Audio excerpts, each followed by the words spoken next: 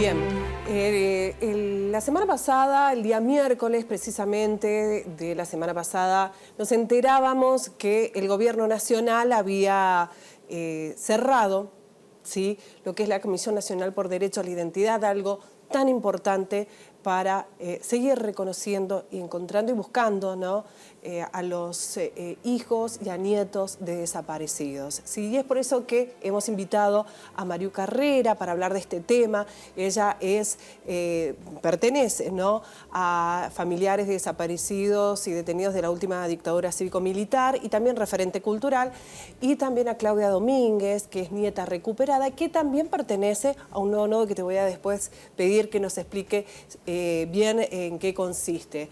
Pero bueno, una vez más, no sé si es llamativo la noticia, pero sí preocupante, donde se avanza contra todo lo que tiene que ver para reforzar la memoria, verdad y justicia en momentos de democracia. Por eso queríamos preguntarles, ¿no?, en tu caso, Claudia, primero conocer qué es lo que es este nodo al que perteneces y cómo impactó en vos esta noticia.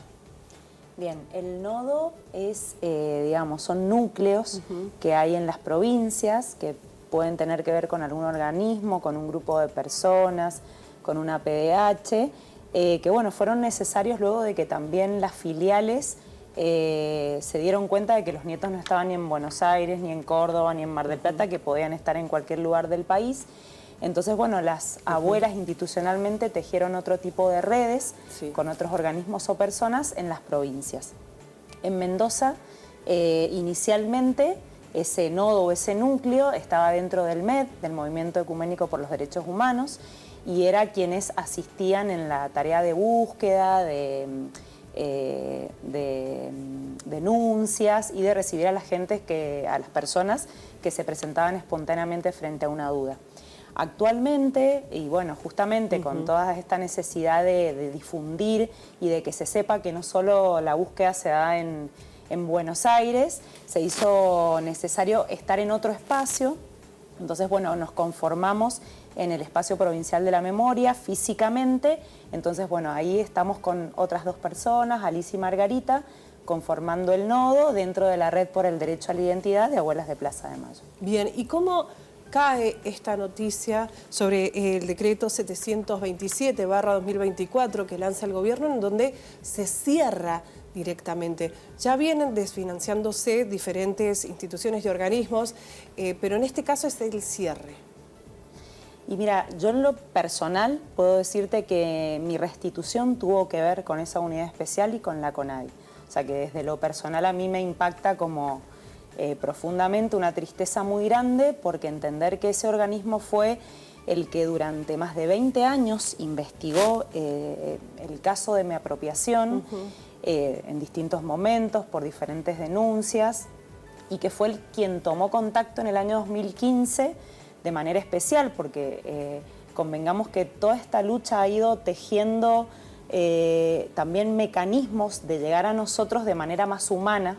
Entonces también entender de que la justicia, citando a la persona, generaba un impacto y también un retroceso en ese mismo proceso de búsqueda.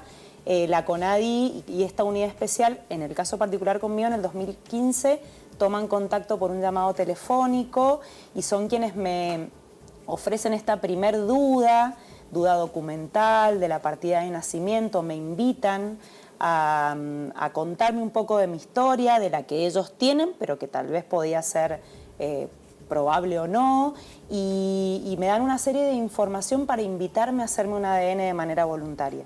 Así fue como yo voluntariamente accedí, di mi muestra y unos meses después me enteré que era hija de Walter Domínguez y Gladys Castro. Entonces entender que todo ese trabajo de esa gente que de manera muy cuidada colabora con las abuelas, tiene acceso a la información y acelera. Por eso te digo, yo 20 años demoró mi caso, imagínate hoy pensar en 20 años más, que esa unidad no esté, ¿sí?, y que todo quede en manos de la justicia por fuera de un organismo especial que acelere, que vaya por otro lado, claro, es como muy fuerte. Una de las justificaciones es porque justamente invadía competencias del Ministerio Público Fiscal y sobre todo lo que afectaba a la división de poderes. Pero también es cierto que la CONADI justamente buscaba a estos nietos, ¿sí? Trataba de recuperar la identidad, pero nunca trabajó en forma para interrumpir el Ministerio Público Fiscal, porque justamente ante una situación de saber cuál es la identidad de una persona, porque hay políticas para recuperar la identidad, no necesariamente que sean nietos de desaparecidos, estaban los organismos oficiales justamente con los cuales se trabajan, y muchas veces desde la CONADI decían, bueno, primero tenía que ser una cuestión voluntaria, no era en forma obligatoria ni ir en contra, y también se trabajaba justamente con otros organismos que tenían que ver también con la restitución de identidad y de derechos. En tu perspectiva y tu opinión, ¿cómo lo ves, Mariú? Bueno, sumado a lo que dice Claudia, ¿no? Es de una enorme gravedad. Es de una enorme gravedad porque intenta tapar la posibilidad de alcanzar la verdad y por lo tanto la justicia. Ajá. Y es de una enorme gravedad por la deshumanización que significa, lo deshumanos, los inhumanos que pueden ser quienes toman y hacen un decreto así. Yo personalmente creo que es real todo lo que se plantea, el atraso que significa, el dolor que provoca, pero no se puede impedir la realidad. No se puede impedir que uno siga buscando, no se puede impedir que quienes tienen dudas se presenten de alguna manera. Nosotros como familiares hemos colaborado siempre con la justicia y cuando se generan las unidades especiales de investigación por delitos de lesa humanidad, bueno, mucho más. Entregamos todas aquellas cosas y datos que teníamos a la justicia, ha sido siempre así. En el caso de los familiares, de personas desaparecidas. Yo creo que es viste que están hablando de decir toda la verdad, que nosotros parece que somos los que ocultamos una verdad. Y en realidad son ellos los que ocultan, porque no dicen dónde están los cuerpos de los compañeros y las compañeras, porque no dicen a quién entregaron los niños una vez que nacieron y cuyas madres ellos han asesinado. Entonces se enfrentan ante algo muy duro, se enfrentan, la verdad para ellos es muy dura. Y creo que es una manera esta que tienen de tapar los crímenes que hicieron, los crímenes que han cometido, tratar de taparlos. Ahora pienso que eso va a ser, no puede ser eterno, porque lo único que es eterno es la vida, es la lucha, eso sí es eterno. ¿Existe algún tipo de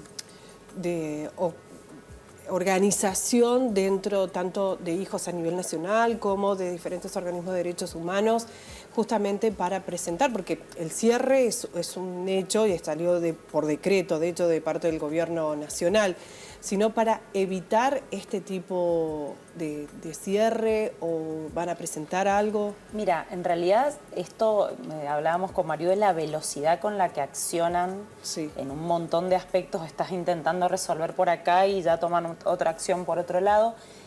Por suerte surgieron un montón de proyectos, justamente algunos paliativos y en espera o en continuidad de un trabajo similar, obviamente, no dentro del organismo. Un proyecto fue presentado por Guado de Pedro, que justamente tiene que ver con revalorizar e impedir, pero bueno, ese proyecto tiene que ser presentado y ser evaluado, y bueno, frente a los mismos que han, obviamente, por decreto desmantelado la unidad. Entonces, bueno, es como que eso es más complicado. Estela se sentó con Axel y Axel propuso sostener una unidad similar de trabajo dentro de la provincia de Buenos Aires. Entonces, bueno, yo que formo parte de la comisión directiva de abuelas, también empezamos a pensar, bueno, qué otras estrategias a nivel local. Claro, porque con también quienes las podríamos provincias, ¿qué pasa? Claro, obviamente que son emergentes frente a esta situación. La búsqueda, como decía Mariú, no va A cortarse. a cortarse. Nosotros seguimos trabajando. Lo que cambia acá es la celeridad, ¿no? Más allá de lo simbólico y de lo real, que es esto, es la intención que se tiene con todas las políticas de memoria, verdad, justicia. Claro. Pero bueno, momentáneamente no se va a terminar. ¿Qué es lo que pienso yo? Que en la urgencia están las familias esperando, ya no te hablo ni de las abuelas, hablo de las familias esperando a la persona y de la persona trasladando esa búsqueda durante años. Es la celeridad. Entonces, bueno, emergentes surgieron instantáneamente. Estamos intentando crear otras maneras de articular provisoriamente, mientras yo pensaba, debe haber un proyecto de reflexión frente a situaciones, es decir, esto no puede, recuerdo el 2x1, sentarnos a pronunciarnos con cuestiones que no pueden ser avasalladas tan livianamente. Pero sí, mientras tanto hay un montón de personas y de organismos y de sectores políticos que están apoyando esta continuidad de la tarea. Recordanos, y creo que se ha hablado mucho, pero nunca está de más poder decir cómo es el mecanismo de búsqueda, cómo se hace. Mira, esto ha evolucionado desde, Sí. Mariú, si querés contar cómo Claro. ustedes Bueno, buscaban. una parte ha sido y sigue siendo el estar atentos, el poder ir directamente a hablar. Eso es lo que ha pasado mucho antes de que se generaran estos organismos, de ir y hablar con los jóvenes que teníamos duda, que sabíamos por algún motivo, nos llegaba que podía ser uno de los chicos o chicas que buscábamos. Entonces, con esos datos hablábamos con ellos y los hemos acompañado a hacer sus denuncias. Estas son cosas que no se acaban, porque a lo largo de todos estos años nosotros como familiares recibimos a muchos jóvenes y ahora sí tenemos dónde dirigirlos, digamos, o acompañarlos en su proceso, si quieren hacerse un ADN, en fin, para poder llegar hasta la justicia. Pero esa parte es la que va a seguir. Y todas estas instancias nuevas se van a generar. Es un imposible luchar contra eso porque la búsqueda sigue. Sí, actualmente Abuelas tiene, digamos, como dos grandes o tres instancias de búsqueda. Son las personas que espontáneamente se acercan, Sí. las personas que acompañan a otras personas y las denuncias o informaciones que llegan, que ingresan en un circuito de investigación. Para todo eso, la institución, justamente estas redes que tejieron, fue porque los datos estaban en todos lados, porque había una necesidad de llevarlos de alguna manera sistematizada a las filiales o al protocolo también judicial. Y bueno, de esa forma es que hoy institucionalmente no solamente la tarea es de esperar a que lleguen, sino de ir y de difundir justamente esta necesidad presente.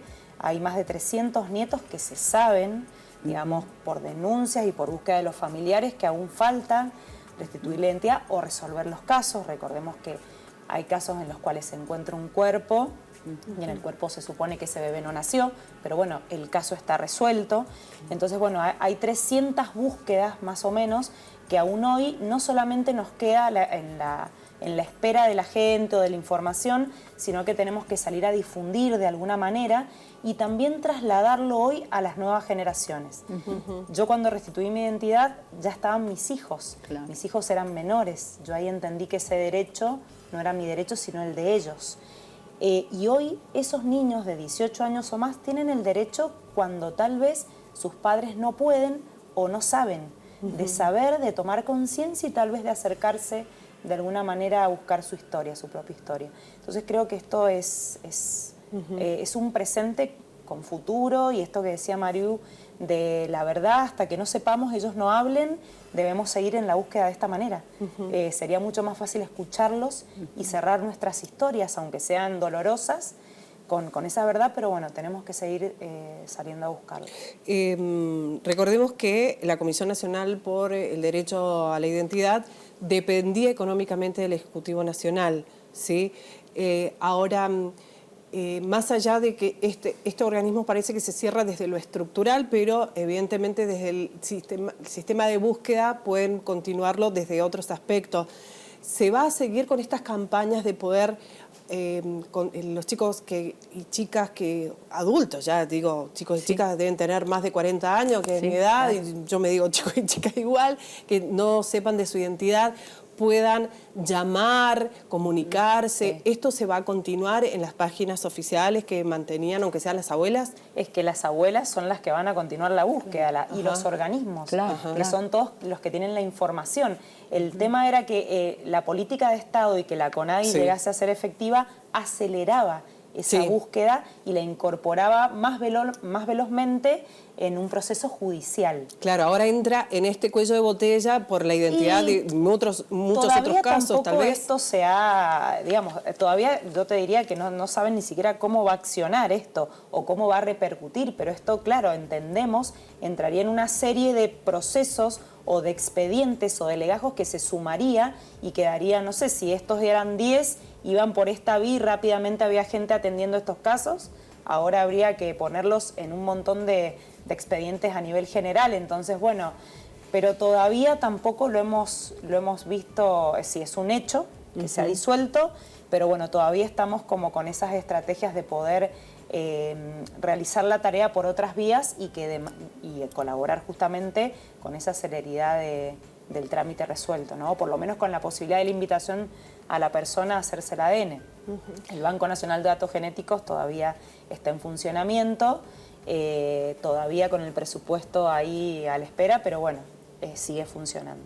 Sigue funcionando. Sigue funcionando. Bien. Mario, ¿vislumbrabas así un escenario de este tipo?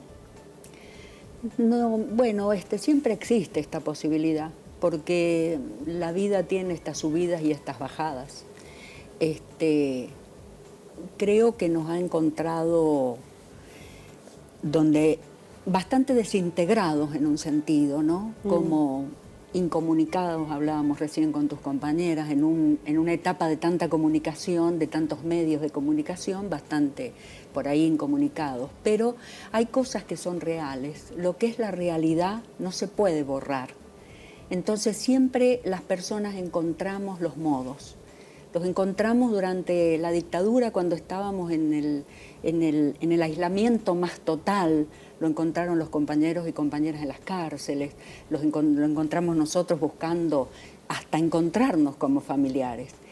Y lo seguimos buscando durante 48 años sin separarnos, sin pelearnos por nada y teniendo como objetivo esta posibilidad real de encontrar verdad y justicia, hacer justicia a partir de la verdad, llevar lo que sabemos a la justicia. Por eso hemos testimoniado y por eso vamos a seguir.